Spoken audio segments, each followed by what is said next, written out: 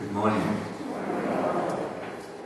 On Wednesday, June 19th, the bishop convenes annually at St. Paul's Seminary Clergy Day, where all the priests and deacons of the diocese are invited.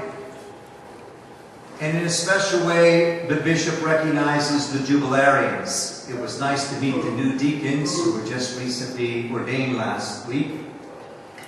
And the bishop called out and gave a gift to the priests who were celebrating their Jubilee year. 75 years, 60 years, 50 years, and 25 years. And because I'm celebrating my 25th silver anniversary this year, next to me on stage was the priest who was celebrating 75 years, Monsignor Joseph Finley. 101 years old, living at Marion Manor in Greentree. When his name was called to receive his gift from the bishop, he couldn't stand up and go over to the bishop, so the bishop came to him and he said with great kindness and a smile on his face, he said, "Bishop, I apologize, I'm sorry I can no longer stand, but I'm just happy to be a priest for this long." I touched his arm and I said, "Monsignor Finland, well done." And I thought in my mind, for 75 years, he's walked this paschal path of the dying and the rising Christ with God's people. And I may never meet another priest who has lived that long again in my life. And I was going to seize the opportunity just to touch him.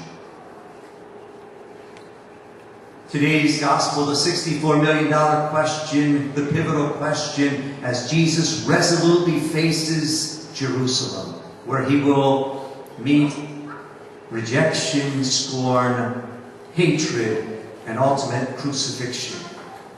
He knows where he's going. He has marching orders from his Father.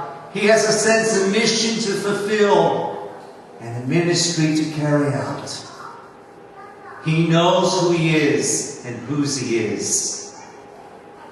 He's not willy-dilly about this.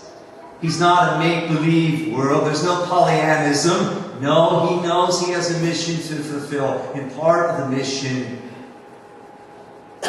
is yielding and surrendering to God. Well, Jesus asked his disciple, he asked the crowd first at large, "Who do people say that I am? What are the polls?" And they brought the great Old Testament figure Elijah, who was taken up in a whirlwind into heaven, a wonderful miracle worker. And as great as he was, this is not who Jesus was. Then they thought the bridge maker between the Old Testament and the New Testament, John the Baptist, who was a herald, a forerunner, a precursor of Christ, maybe he was the archway to the Messianic kingdom. And as great as John was, he was just a small light to this light. And then Peter, after he flashes the questions first to the crowd, then to the disciples, now to the leader of the pack, "Peter, who do you say that I am?" Peter has the right answer, but the wrong implication. He thinks to be a follower of Christ is glorious, honorific, power. And Jesus rebukes him, he remonstrates him, and throws him back in line and says, "Don't get ahead of me. Follow me. Don't do your will, do my will. Don't do what you want, do what I ask." Oh, that's a whole different standard than the tyranny of our own desires and our own expectations and our own needs. We want to be in control. Jesus says, no, that's not discipleship. It's not being in control. It's not having it all figured out in life. Didn't you forget Zacharias, the 7th century prophet, foretold that you've got to be purified, you've got to be cleansed, you've got to be like a fountain that bursts open of God's mercy and God's love. Oh yes, life will purify us all. And the forces of our own sinfulness can easily get us off course and into the path of self-destruction. But lest we ever forget, Paul says in his letter to the Galatians, You are neither Jew nor Greek. You're neither male nor female. You're neither young nor old. No, Paul says, you're neither slave nor free. You belong to Christ through your baptism in faith. And that declaration is the great equalizer. It transcends your nationality. It transcends the century that you live. It transcends your economic status. It transcends your genders. Why? Because beyond all these differences, Paul says, you have been born in Christ. You are a child of God. You are a descendant of Abraham. You are a brother and sister in Christ Jesus. That's your dignity. Don't forget it. And don't let the world delete it. No matter how great we become, no matter how much our accomplishments, no matter how much we amass, that doesn't matter. If we forget we're God's child, that we have an eternal inheritance, we forget everything. And Jesus says in the gospel, if you forget that, then you might as well forfeit your life, because you missed the big picture. I think Jesus, just like John the Baptist, he preached living justly, advocating for the helpless and the hopeless, challenging the powerful. That this Christ of God reminds us that to follow him and to walk in his footsteps, there's a cost. There's a price. No, it's not pretty, but it's necessary that we must carry daily in our lives. I think there's 4 specific characteristics of authentic discipleship in our journey to appropriate in our lives that Jesus wants to teach us. As he died on the cross, we as his followers must die too. First, Jesus says, take up. Not only accept your cross, but embrace your cross. As I worked as hospital chaplain for many years at Mercy Hospital, and I went on that oncology floor, the 8th floor, day in and day out, saw people for chemotherapy, radiation. You could easily look like a slab of meat, just getting zapped by the next radiation treatment. But I can't tell you how many patients says, when they received the news that they had a terminal illness of cancer, and accepted it and embraced it, it became the greatest blessing in their life. Everybody fears the big word C. Sometimes it's cancer, sometimes it's control, whatever the big word C is. You're no longer in control. But Christ, that's the big C. Yes, I accepted in union with Christ. What becomes worse can become best if I yield to it. Not bitterness, not fear, not resentment, but how do I appropriate this in my life? A man told me recently for 19 months he's been dealing with shingles. He's gone for acupuncture. He's gone for pain management. He's gone for every guru out there to try to find a cure. But it keeps lingering. And 1 out of 3 people get shingles. And he said, Father, I wouldn't will this on my worst enemy. Secondly, Jesus says, take up your cross. It's not a vague cross, not a generic cross, but a particular cross. A personal cross. It has a shape, it has a form, it has a fabric, it has a weight. It's custom made for every disciple. Like 3 people laid out at Copeland's in a car accident. Life is over that quick. Billy Graham says, be careful to every person you meet in life. You don't know the cross they're carrying. And most crosses are invisible. It may be an emotional cross. It may be a chronic cross. It may be a cross of an impasse where we can't break through. But crosses take different forms and shapes and sizes. Maybe it's loneliness. I went to see a woman this week. She was 92 years of age, and she was at my second parish. She asked to see me. She took care of her husband for 7 years with Alzheimer's. She wiped him, she cleaned him, she fed him, she did everything for him, day and night. Millionaire, by the way. And he died a few years ago, and she had a stroke 3 years ago. Couldn't even lift anything of her left side. There in her hopeless gaze, but her mind was still attuned. Her right eye was blind. Her left eye, she could see 25% in. But she knew who I was when I came in there.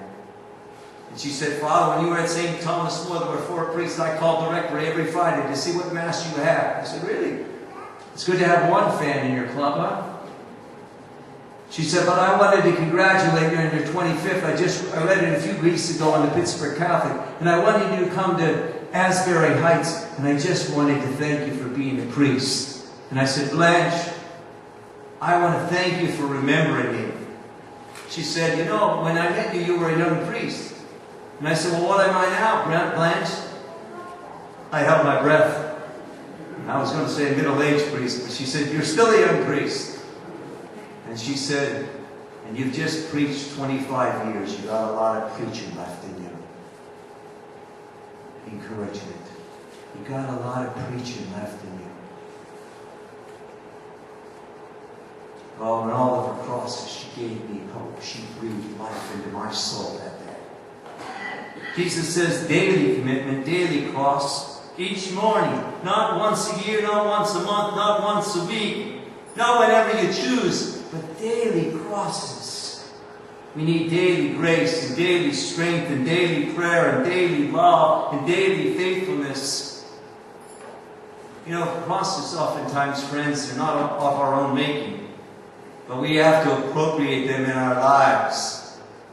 In 25 years of being a priest, I can tell you many, many crosses that I've seen people carry. And sometimes I stand in great awe of their courage and their faith. And I'm so inspired by the witness of their example that I look so paltry, small, and puny when I see what they are dealing with. And it gives me courage to be more loving, to be more forgiving, so that we need that daily dosage of grace to bear the cross we must bear. I was reading across the USA Today this week. People who are married, retired, have to deal with their spouse after 30 to 35 years, and all of a sudden they're 24 hours a day with each other. Boy, that was alarming to me, huh? Psychologists' reports happen with couples. I won't tell them when I marry them that, huh? Jesus says, and follow in my footsteps. Don't worry about an efficient redemption. Don't look fast forward to get into heaven. No, Jesus says, walk obediently each day. Know that to follow me is suffering and tears and sacrifice. There's a cost to being a disciple. It's got to cost you something if you love me. Oh yeah, it's got to cost you your life. I think this Pope Francis, every time I hear him, I just am enamored by him. He says we need to decrease from every self-referential axis of our life, of self-reliance and self-absorption, in self-assertion, in self-importance. He says we need to delineate all those from our lives. They have nothing to do with Christianity. It's all about making Christ first place in our life. And everything else will fall in place if He's the first in our lives. In a few weeks, I'll be celebrating with my friends and family my 25th at Our Lady of Fatima, my first parish. And at the Fez for a reception. And my aunt recently told me that she's been making cookies for the reception. And she has all these cookies. She has 300 cookie cutters. And all these cookies around her kitchen. They're all crosses. And she said, my kitchen now looks like Arlington National Cemetery. If you've gone to Arlington National Cemetery, friends, you know a lot of heroes who have been Americans whose lives have been lost in death for this country's banner of freedom and liberty and justice for all. Neither Jesus nor his followers in any generation can ever win the crown of resurrection without first embracing and undergoing the passion of suffering. Passion means suffering. To suffer with love. It's through Jesus' death and through Jesus' resurrection of our baptism that our life has meaning. And that life will one day give way to the great life, salvation, the ultimate healing. When Jesus told his disciples, who do you say that I am? He knew who he was. And he knew who he was. I'm going to Jerusalem, fellas. I must be in my Father's house, fellas. I must preach the gospel of the kingdom, fellows. I must go my way today, fellows. I must tell you what's for your good. You must take up your cross daily, fellows. Oh, Jesus knew he had a destiny to fulfill. God's will was his will.